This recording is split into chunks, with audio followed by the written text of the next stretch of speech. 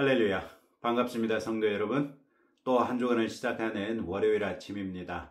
오늘 또 하나님의 말씀으로서 또 한 주간을 시작하는 성도 여러분들에게 말씀의 충만한 은혜로서 붙드시고 복 주시는 복된 한 주간 되시기를 주님의 이름으로 축복합니다. 오늘 우리가 함께 묵상하는 하나님의 말씀은 시편 124편과 125편입니다. 시편 124편은 다윗의 시, 곧 성전에 올라가는 노래라는 표제어가 붙어 있습니다. 이 시 자체에서는 어떤 사건이 배경이 됐는지 알 수 없지만 다윗이 치렀던 여러 전쟁 중에서도 하나님의 도움이 아니었다면 이길 수 없었던 전투를 치른 후에 지었을 것으로 추정됩니다. 이 시에서 다윗은 여호와께서 우리 편에 계시지 아니하셨더라면 이라는 가정을 1절과 2절에서 반복하면서 하나님께서 다윗과 이스라엘 편에 계셨기 때문에 3절부터 5절까지의 비극을 겪지 않을 수 있었다고 고백합니다. 3절은 대적의 노여움이 이스라엘을 향해 맹렬하여 산채로 삼켰을 것이라고 합니다. 이때 맹렬하다라는 단어는 불타오르다라는 의미입니다.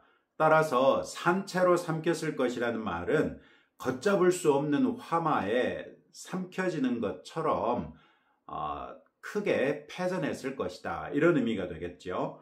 또 4절 5절에서는 물이 이스라엘 백성의 영혼을 삼켰을 것이라고 하는데, 이때 넘치다, 넘치는 물, 이럴 때 넘치다라는 단어는 계곡에 홍수가 나서 물살이 이리 부딪히고 저리 부딪히면서 맹렬하게 솟구치는 딱 그런 상황에 적절한 표현입니다.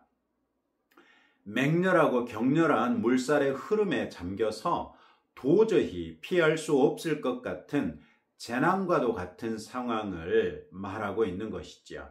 즉, 이스라엘을 공격해온 대적들이 그 숫자도 압도적으로 많을 뿐만 아니라 매우 맹렬하고 그 공세가 파상적이어서 수많은 인명이 피해를 보면서 크게 패전할 수밖에 없었을 것이다 라고 말하는 것입니다. 그런데 가정법이라는 것이 이루어지지 않은 일을 가정하는 것 아닙니까? 아니나 다를까 6절에서 다윗은 우리를 내주어 그들의 이에 씹히지 아니하게 하신 여호와를 찬송할지로다, 이렇게 말합니다. 하나님께서 다윗과 이스라엘과 함께 계셨기 때문에 대적들에게 패전하지 아니하고 죽음을 면할 수 있었다고 말합니다. 7절에서 다윗은 우리의 영혼이 사냥꾼의 올무에서 벗어난 새같이 되었으니 올무가 끊어짐으로 우리가 벗어났도다, 이렇게 말합니다. 이 말을 통해 마치 그의 군대가 대적에게 포위되었다가 기적적으로 탈출할 수 있었던 것처럼 말하고 있는 것을 볼 수 있지요. 올무는 덫을 말하는 것이고, 사냥꾼이 짐승을 잡기 위한 덫에 걸린 짐승과도 같은 처지였다는 것이죠. 이런 처지에서는 누군가 그 덫을 풀어주지 아니하면 풀려날 수 없지요.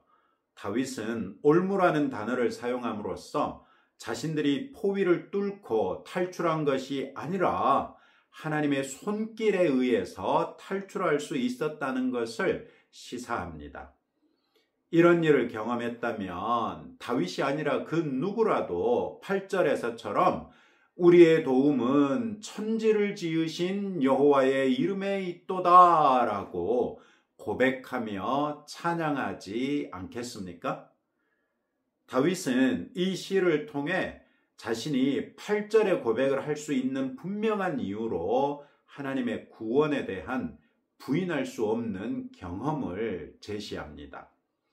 하나님께서 자기 편이 되셔서 그와 함께 해주시고 그를 올무에서 풀려나게 해주심으로써 화마와 같은 또 홍수와도 같은 적들의 공세로부터 살아날 수 있었다고 말하는 것이죠. 그리고 이 경험이 하나님의 도움에 대한 확실한 근거가 됐다고 말합니다.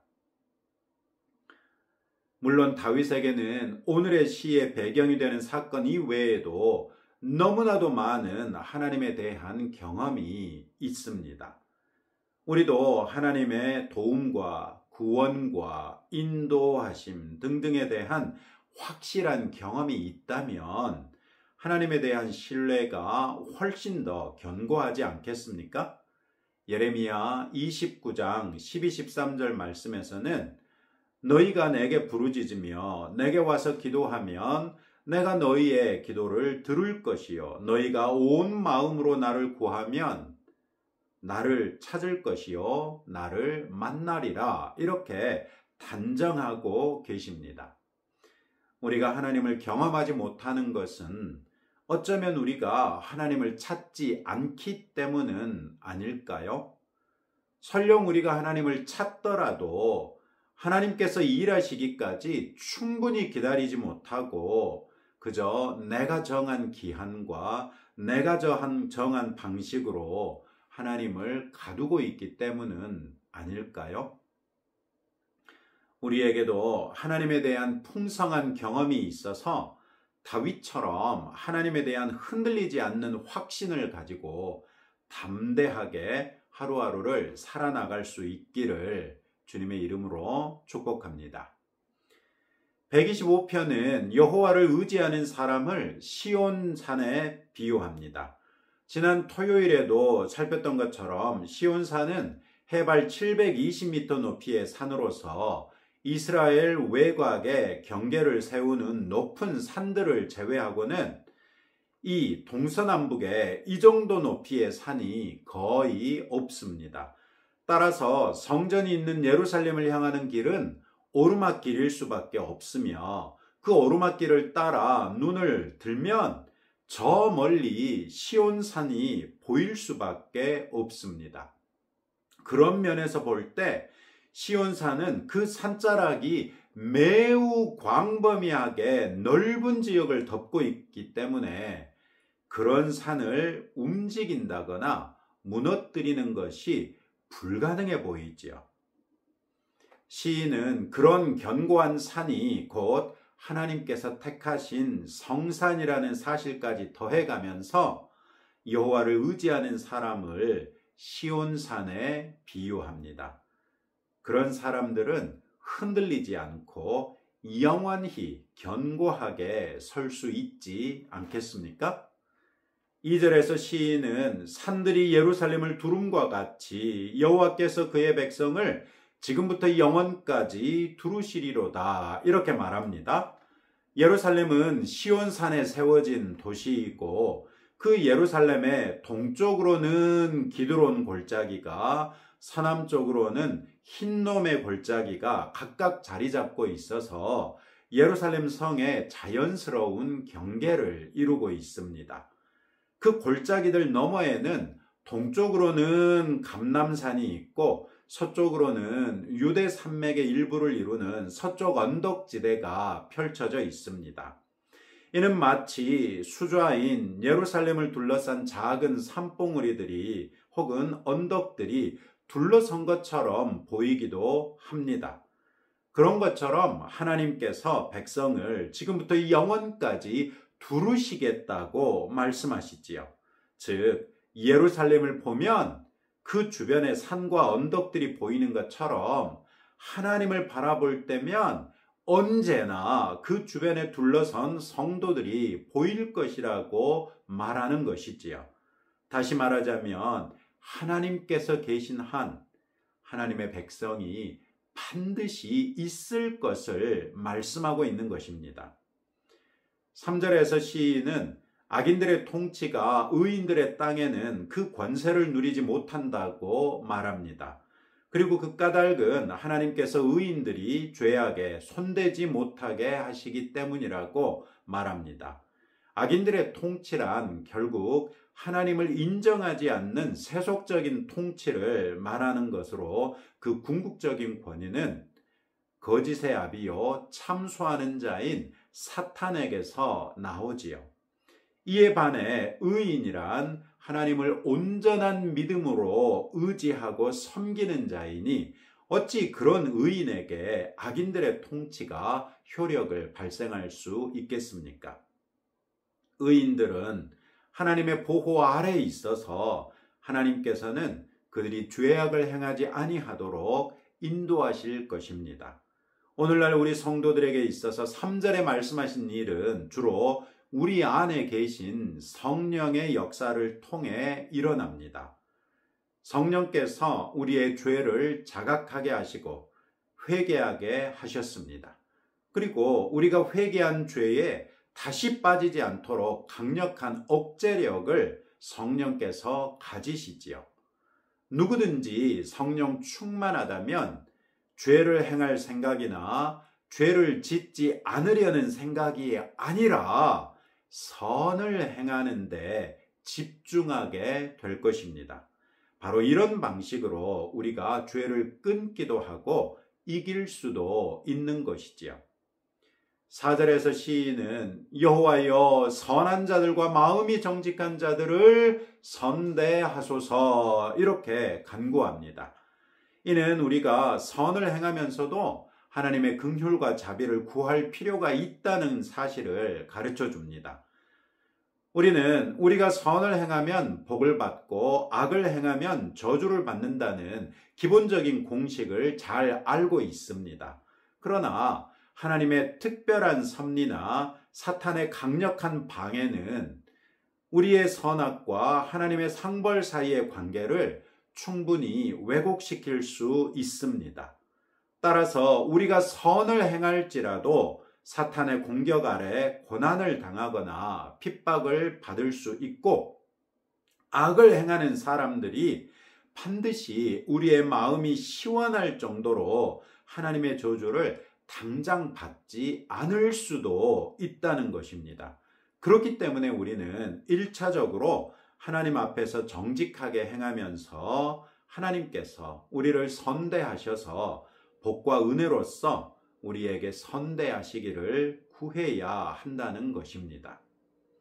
하나님께서는 기계적인 신이 아니라 인격적인 신이시라는 것을 늘 잊지 말아야 할 것입니다.